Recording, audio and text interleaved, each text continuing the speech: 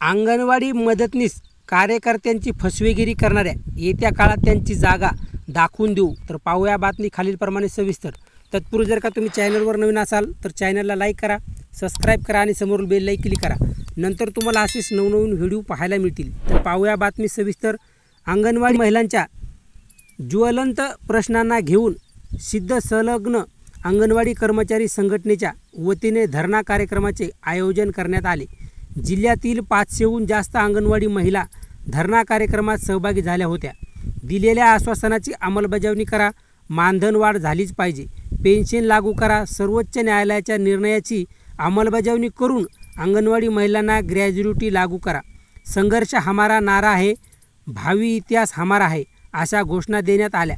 मार्गदर्शनपर भाषणात प्र दहिवडे म्हणाले, अंगणवाडी महिलांनी 4 डिसेंबरपासून 25 जानेवारी 2024पर्यंत 52 दिवसाचा संप केला।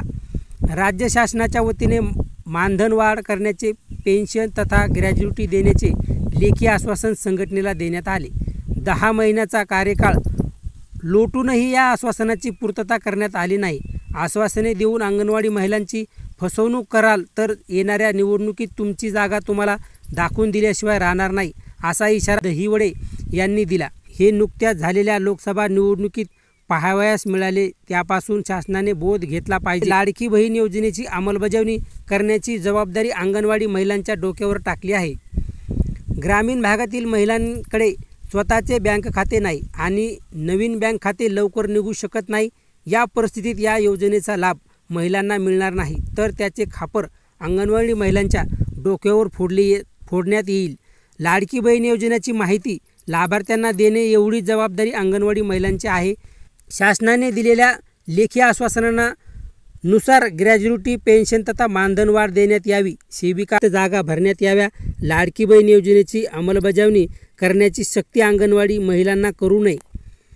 बचत गट महिलांच्या वतीने देण्यात जाणारा आहाराच्या मेहनताना दुप्पट करण्यात यावा।